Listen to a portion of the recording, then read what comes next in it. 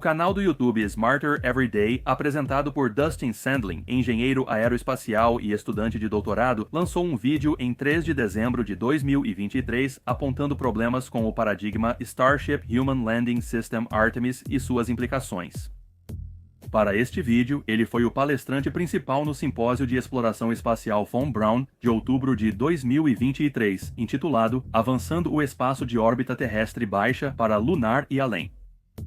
Como o atual framework da National Aeronautics and Space Administration para esses objetivos é o Artemis, Dastan, por preocupação com esta missão, decidiu transmitir algumas verdades duras para as pessoas na sala, especificamente sobre a arquitetura da missão Artemis 3 e a falha das pessoas em se manifestar quando perguntas difíceis são feitas, mesmo quando vidas estão em jogo. Quanto mais investiguei o Artemis, mais percebi que poderia haver problemas na comunicação sobre ele, como se houvesse questões de arquitetura. Essa é a verdade e precisa ser dita. National Aeronautics and Space Administration, por favor, não me odeie. Descobrimos o canal do Destin no início do nosso canal.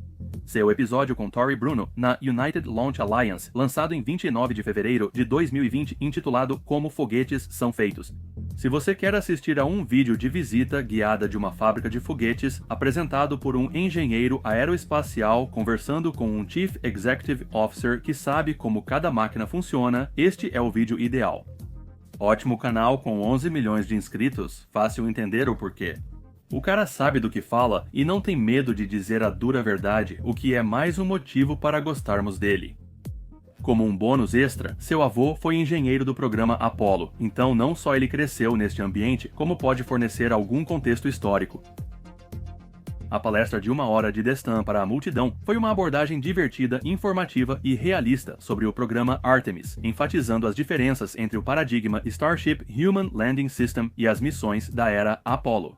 Reduzimos a conversa de 1 hora para apenas alguns minutos, tentando destacar todos os pontos principais, mas por favor, vá ao canal dele mais tarde e confira a apresentação completa. Por hora, seguem os pensamentos dele que julgamos necessitarem de discussão em todos os níveis da National Aeronautics and Space Administration imediatamente. Conforme ele prossegue, incluiremos alguns comentários no percurso. Logo de cara, ele vai abordar o que já sabe que é um problema com a comunicação nesta sala e não perde tempo quebrando esse gelo. Então, minha suposição aqui é que estou falando com uma sala cheia de formuladores de políticas, pessoas inteligentes que vão moldar o futuro das viagens espaciais humanas. Estou correto? Alguém fale comigo, engenheiros, gerentes de programa. Nós, como sociedade, perdemos a capacidade de fornecer feedback negativo uns aos outros. Por quê? Então, este é o problema. Você está aterrorizado para falar agora. E isso é um problema? Você sabe a verdade e tem medo de dizer.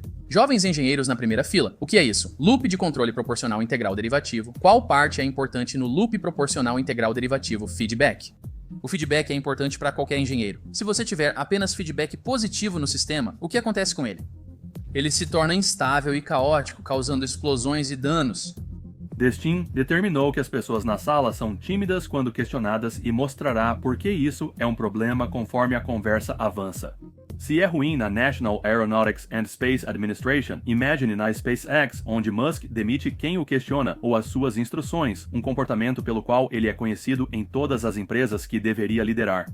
Como um ambiente de pura intimidação pode resultar em um esforço de equipe capaz de construir o sistema necessário para conduzir essa missão, quando as pessoas inteligentes o suficiente para ver os problemas são sumariamente escoltadas para fora do prédio? Nós vamos, certo? Eu vi o vídeo. Nós estamos indo. Mas tem uma coisa, existe um placar, e o placar se parece com isso. Engenheiros da era Apollo, 6 pousos lunares. Artemis, 0. Eles conseguiram, certo? Vamos ver como fizeram isso. Esta é a missão para Apollo. Saiu da Terra, foi para o órbita lunar baixa, desceu, estágio de ascensão, voltou para cima, alguma ação de encontro lá, voltou para casa, certo?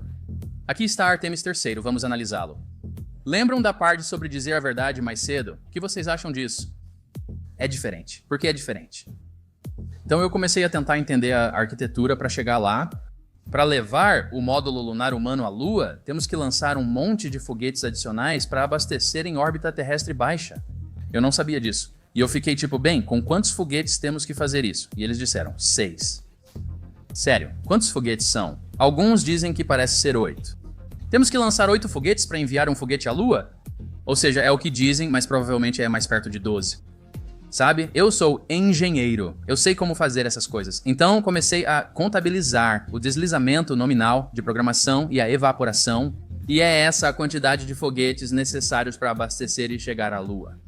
Então a questão é, isso é inteligente? Novamente, as pessoas têm medo de se expressar.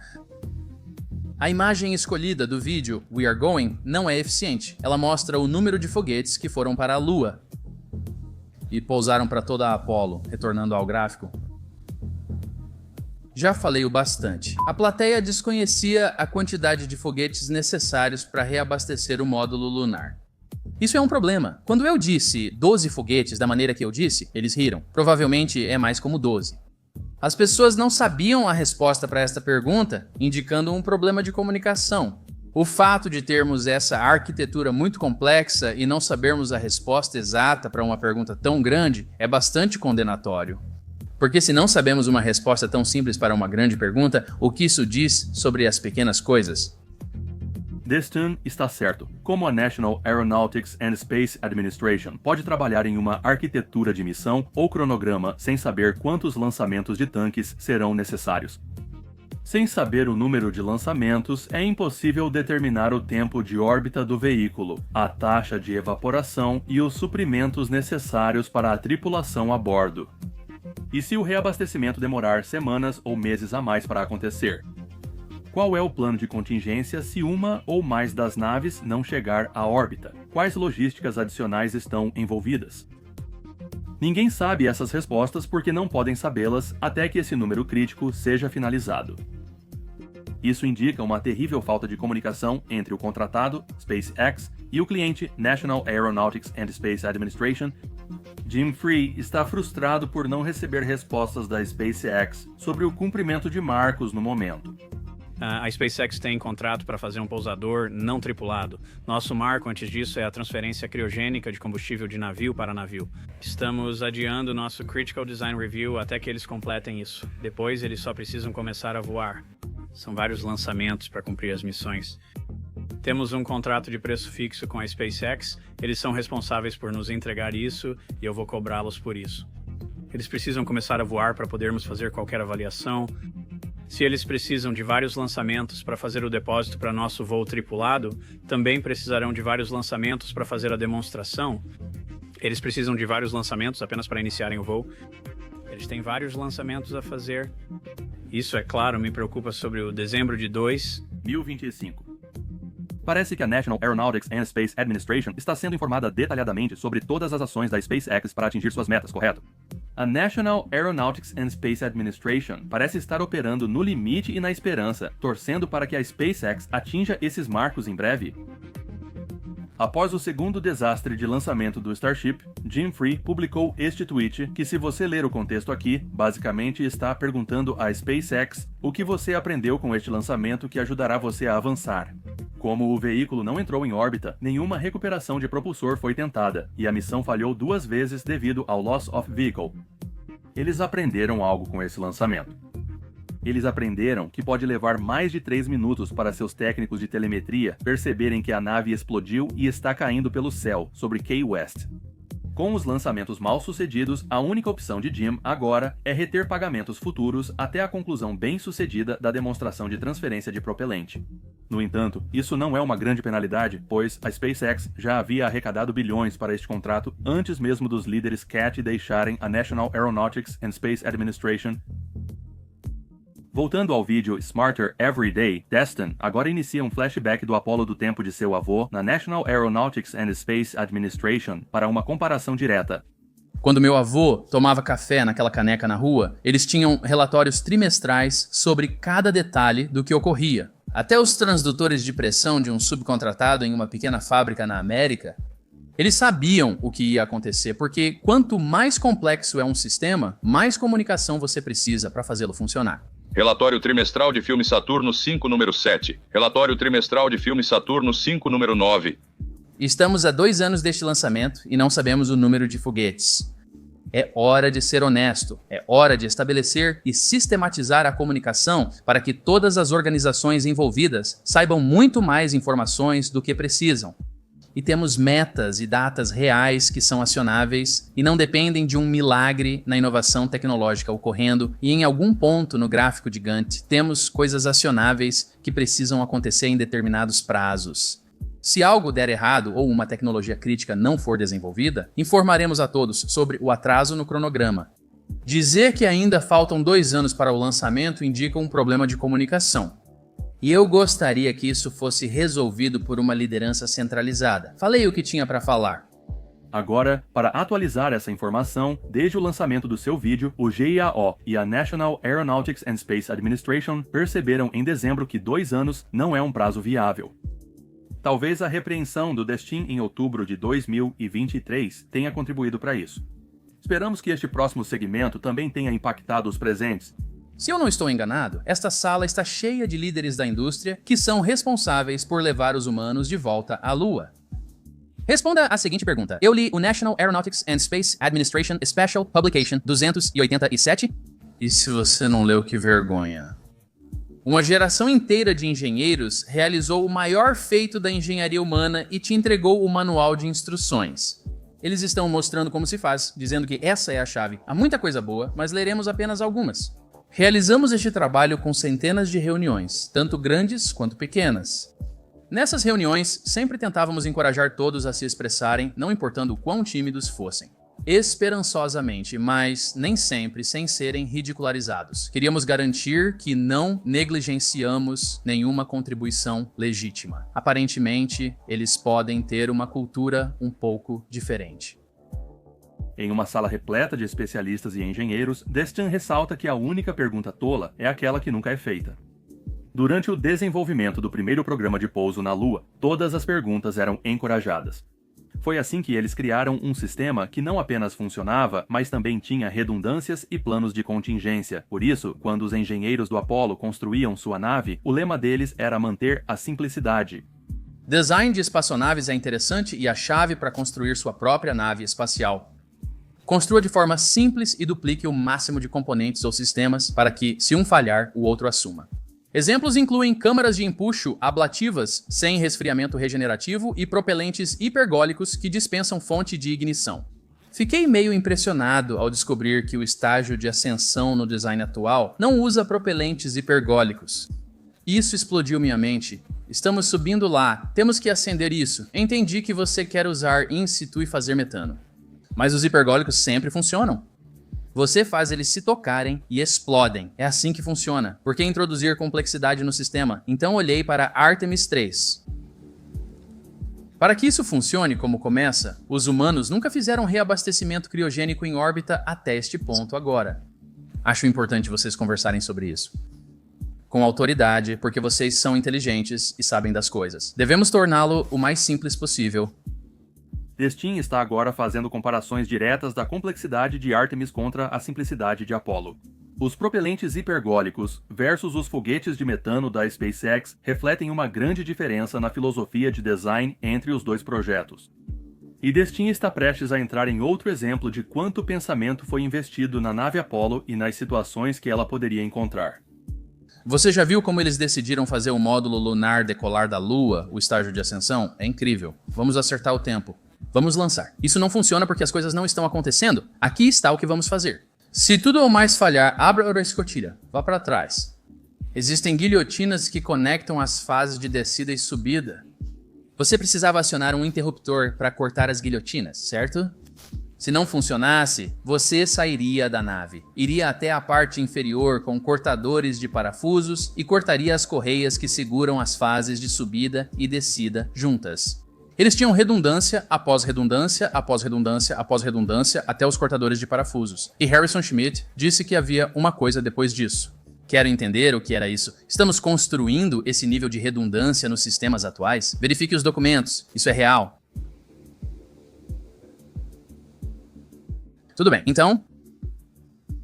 Claro que todo engenheiro na sala sabe com certeza que o nível de simplicidade e redundância alcançado por seus antecessores não está representado na imagem da nave espacial sentada em uma plataforma de pouso que magicamente apareceu na base lunar Alpha, que aparentemente é um diagrama real nos arquivos da SpaceX. E falando em plataformas de pouso, isso nos leva a uma das redundâncias mais críticas necessárias em uma nave espacial, onde, no caso de algo dar errado e a tripulação precisar anular o plano de voo automático, a tripulação tem não apenas a capacidade, mas também o treinamento necessário para assumir o controle da nave.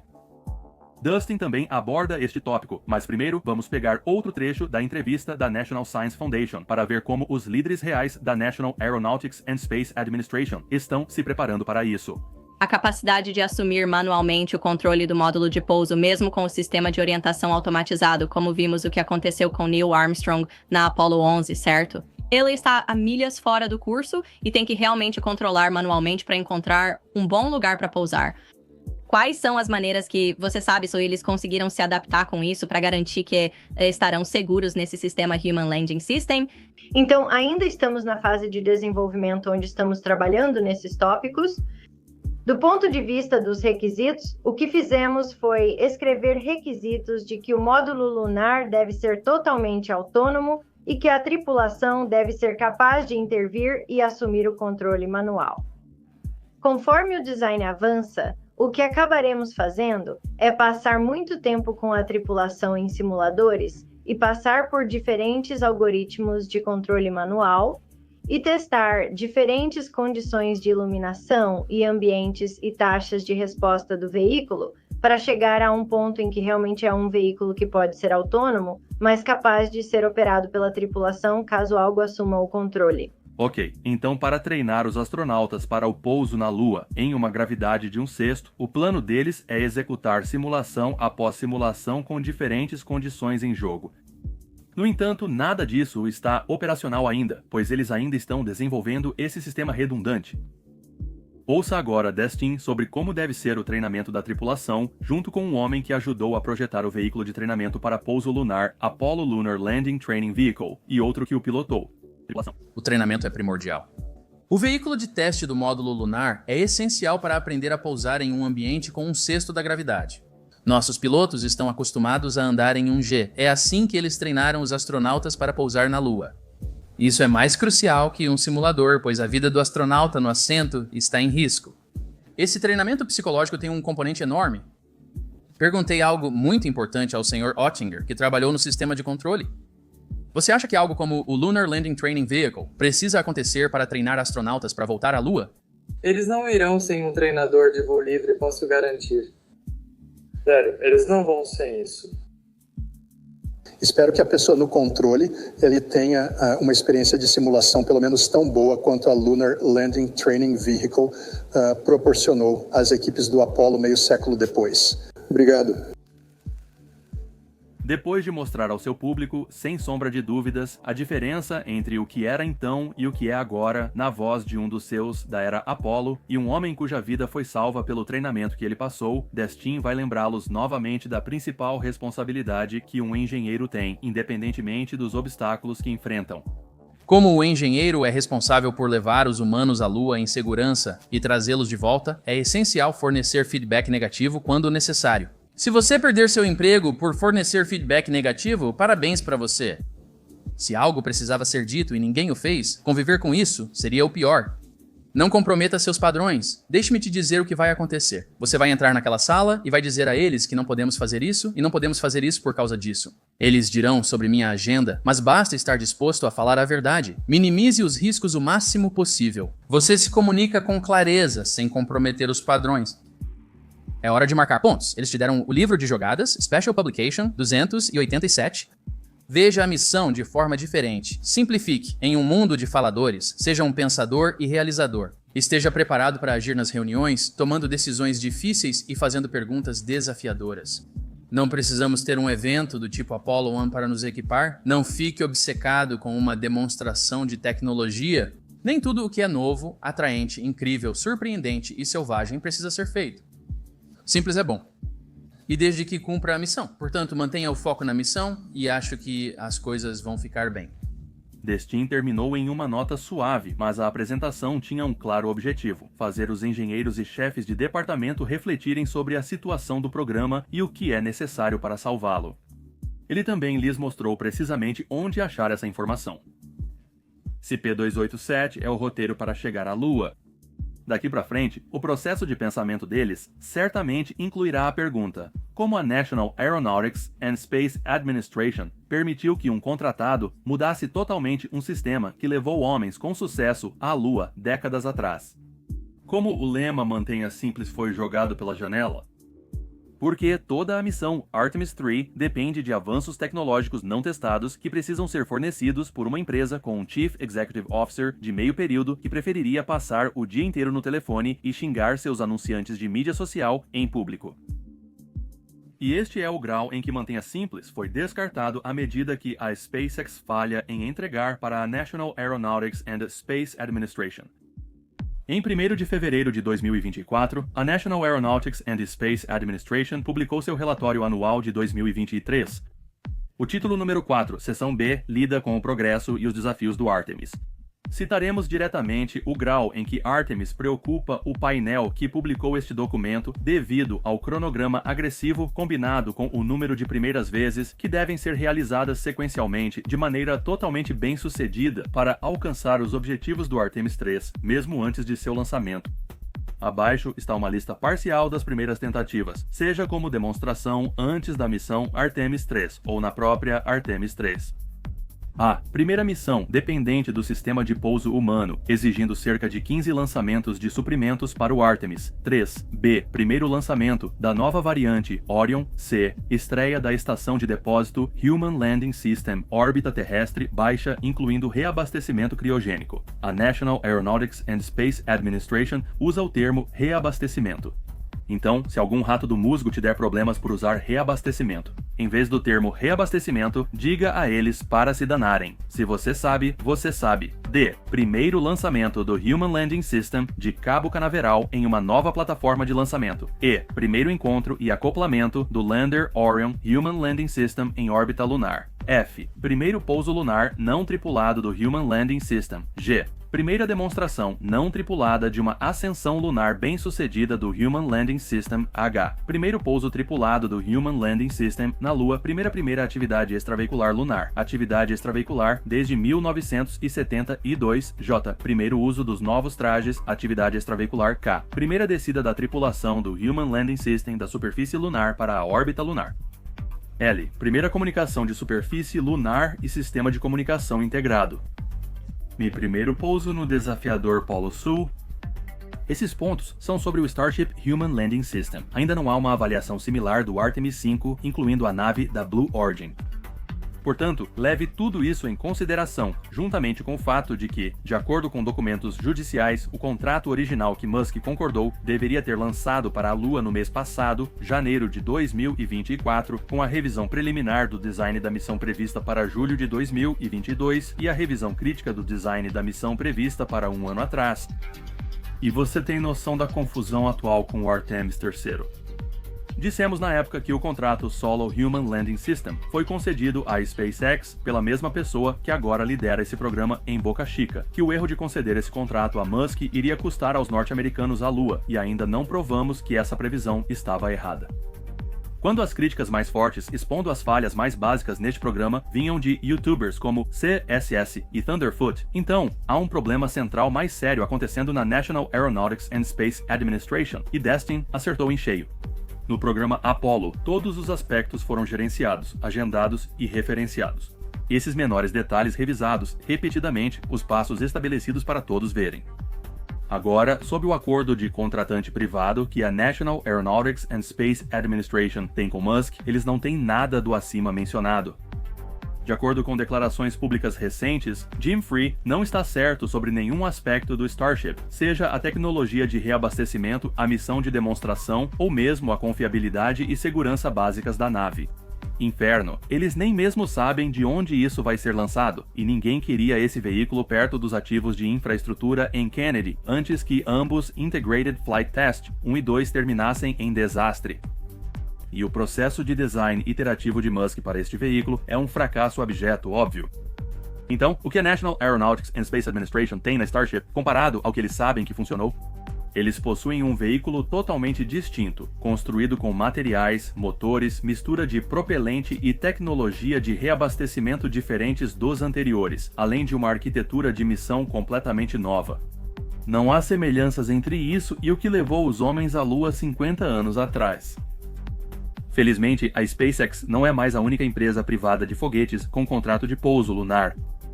E confiar em uma mentalidade completamente diferente na Blue Origin pode colocar o programa Artemis de volta nos trilhos com um sistema que imita mais de perto a fórmula original de sucesso, que já tem um conceito de módulo lunar totalmente desenvolvido que a National Aeronautics and Space Administration pode analisar e personalizar, que possui um foguete adequado com novos motores comprovados programados para voar ainda este ano para Marte, 5 anos antes do seu dever lunar programado. E em vez de tentar fazer um tubo de charuto de aço inoxidável de 23 andares pousar em sua base em regolito lunar solto, Blue Moon será menor, mais baixo, com os astronautas mais próximos do solo, que pode ser acessado por uma escada. Muito mais alinhado com os veículos que a National Aeronautics and Space Administration usou no passado, sendo construído por uma empresa que avança passo a passo com intenção e ferocidade, sem falsas promessas promovidas por um exército de idiotas. A Blue Origin progride independente dos fãs de Musk. Então há uma chance de a Blue Origin colocar o Artemis de volta nos trilhos. E se a Blue Origin estiver pronta para partir antes de Musk organizar seus planos? Há grandes chances de Artemis 5 voar antes de Artemis 3. Veja o porquê.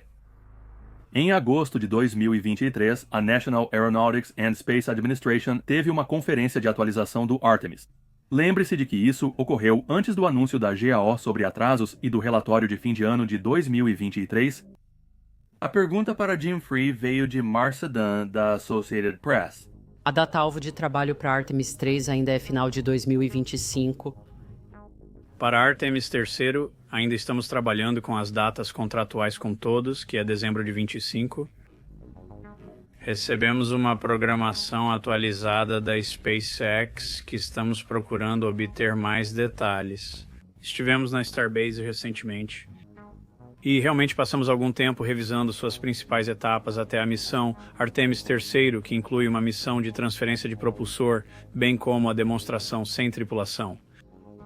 Então, realmente compartilhando nossa filosofia, né, a filosofia deles, onde eles estão com o hardware, tentando entender mais sobre o cronograma deles. Então, acho que vamos analisar isso e atualizar em breve, né, depois de termos algum tempo para digerir.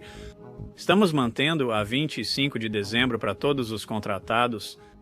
Podemos acabar, você sabe, voando uma missão diferente se tivermos esses grandes deslizes, já olhamos. Podemos fazer outras missões se a possibilidade existir lá. Considerando o progresso do programa Starship, Jim Free seria negligente como administrador ao não oferecer o primeiro pouso lunar Artemis à primeira empresa a alcançar o marco, pois, no final das contas, a Tartaruga pode ser a única empresa privada de foguetes na corrida capaz de levar os astronautas da National Aeronautics and Space Administration de volta à Lua com segurança. Nesta conferência, Jim Free planejava manter Musk no cronograma para dezembro de 2025. Bem, de acordo com um tweet de Musk de 9 de fevereiro de 2024, Musk está dizendo que acredita que a Starship deveria ser capaz de chegar à Lua em 5 anos. Não 2025, não 2026, não 2027, mas esbarrando no cronograma da Blue Origin para Artemis 5 em 2029. Antes de encerrar, algo nos incomoda sobre o paradigma para o SpaceX Human Landing System, mesmo se a SpaceX conseguir fazer funcionar como prometido nas operações de Artemis 3, a progressão é ilógica. A Starship chega à órbita terrestre baixa, é reabastecida, dispara para a Lua sem tripulação. A tripulação será lançada separadamente no Space Launch System, viajando na cápsula Orion. As duas naves se encontram em Near Rectilinear Halo Orbit, uma órbita tripla altamente elíptica semanal. As pessoas vão de Orion para Starship, que pousa na Lua, fica lá o tempo planejado e depois volta para a órbita. Outro encontro em Near Rectilinear Halo Orbit, o pessoal embarca em Orion e volta para a Terra. E depois, a premissa de Artemis é que os veículos Human Landing System são reutilizáveis, como um elevador para ir e voltar da superfície, sendo usado repetidamente e atuando como habitat enquanto os astronautas estão na Lua. Bem, se essa coisa supostamente vai ser reutilizada, como ela está sendo reabastecida? Como está sendo reabastecida? Como ela está sendo reparada?